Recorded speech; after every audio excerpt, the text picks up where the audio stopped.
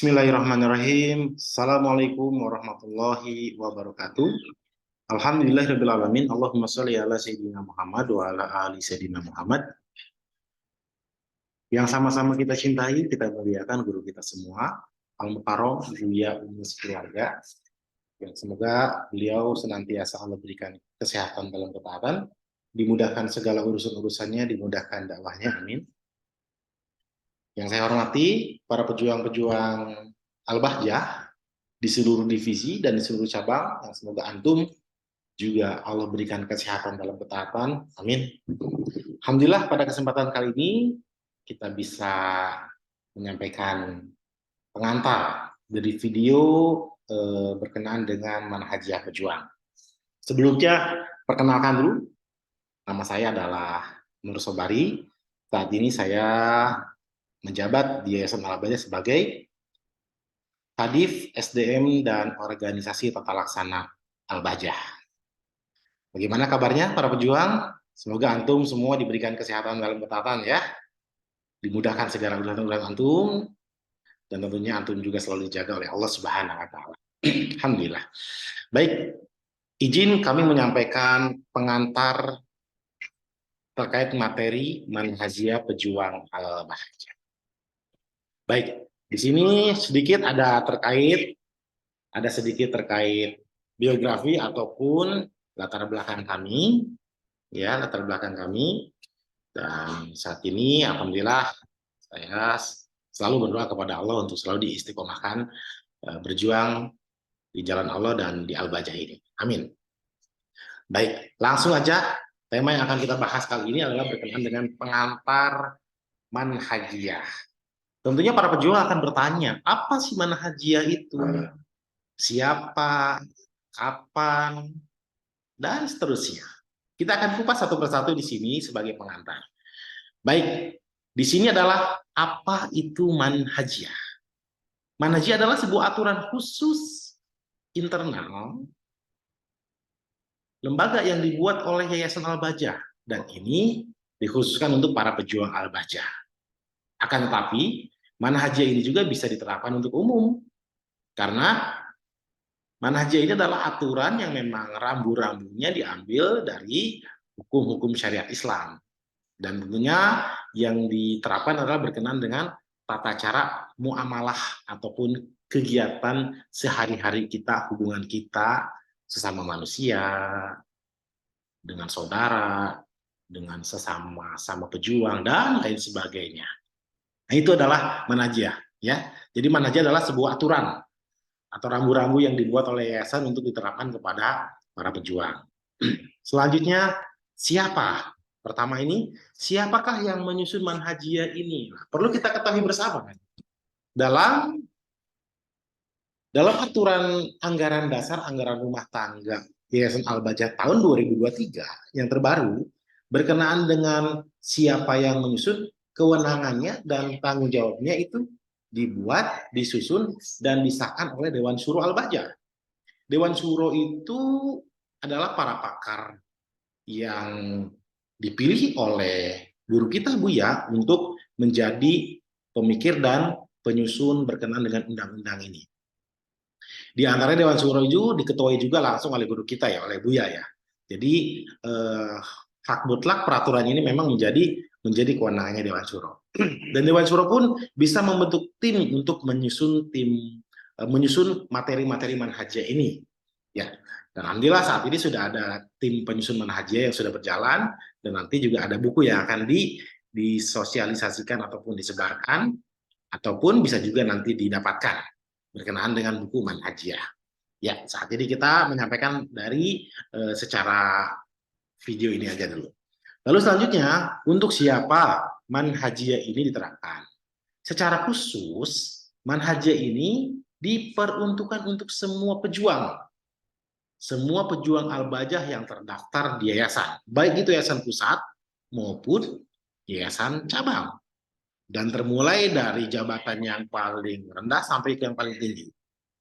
Selanjutnya di sini, siapakah yang mensosialisasikan manhajiyah ini? Tentunya yang wajib mensosialisasikan manhajiyah ini adalah semua pejuang Al-Bahjah.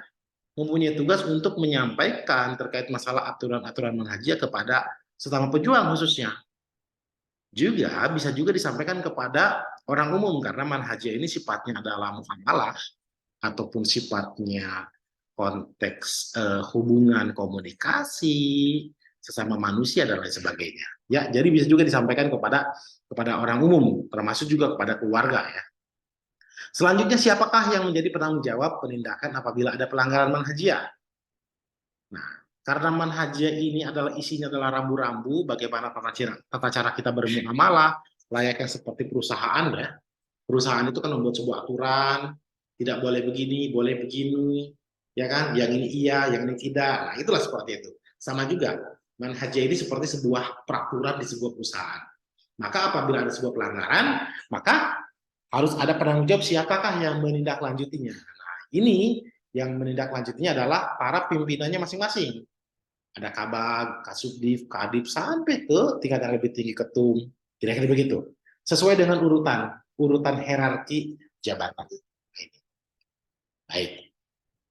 Oke, kita lanjut selanjutnya adalah kapan. Kapankah manhajiyah ini diterapkan? Tentunya manhajiyah ini diterapkan dan diberlakukan mulai dari seseorang itu resmi menjadi pejuang al-bahjah, maka dia secara legal harus mengikuti manhajiyah ataupun aturan al-bahjah ini. Lalu kapan manhajiyah tidak diterapkan? Tentunya ketika memang sudah tidak menjadi pejuang al-bahjah lagi, maka manhajiyah ini maksudnya tidak akan melekat peraturannya ini kepada orang tersebut. Hanya mungkin karena manhajiyah ini sifatnya adalah tuntunan syariat Islamnya sangat kuat, maka bisa juga diterapkan walaupun sudah tidak menjadi pejuang. Dan banyak juga dari para pejuang yang saat ini yang sudah tidak menjadi pejuang, dia tetap menerapkan manhajiyah dari al-bahjah ini. Selanjutnya, kenapa manhajiyah ini harus diterapkan? Ya. Karena dengan menerapkan manhajiyah, maka sisi pertama sesuai dengan tujuan manhajiyah ini adalah untuk meningkatkan kedekatan kita kepada Allah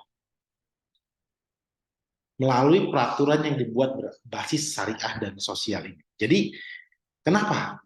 Karena memang manhajiyah ini dibuat untuk para pejuang agar semakin dekat kepada Allah. Satu sisi. Sisi lainnya juga ini adalah untuk sebagai rambu-rambu di dalam sebuah lembaga.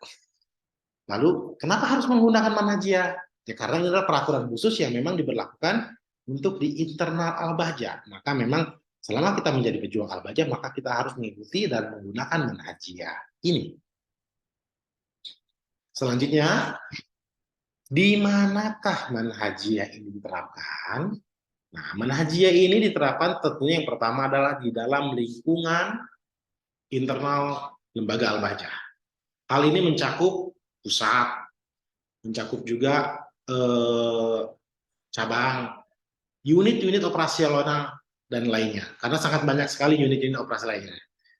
Disitulah al-bahjah ini, manhajiyah al-bahjah ini diterapkan. Dan tentunya ada juga unit-unit seperti wakaf-wakaf yang saat ini sudah ada. Maka itu akan berfungsi, manhajiyah itu diterapkan di lokasi-lokasi juga tersebut.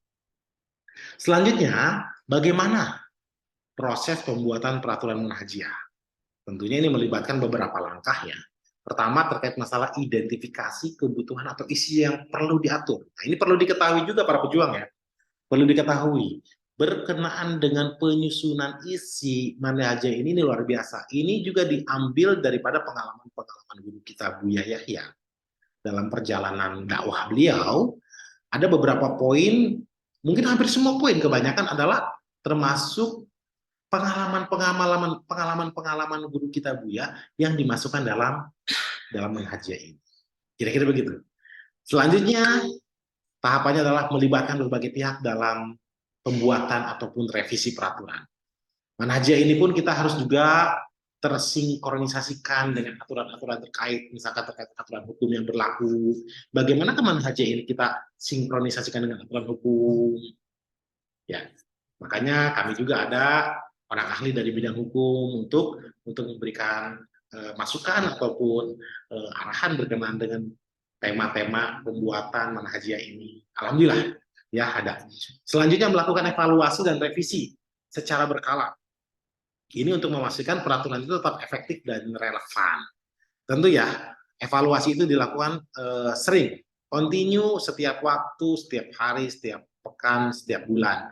Apabila memang ada sesuatu hal yang memang harus direvisi, tentunya ini akan disusun kembali untuk dipersiapkan terkait revisi tersebut. Nah, itu bagaimana?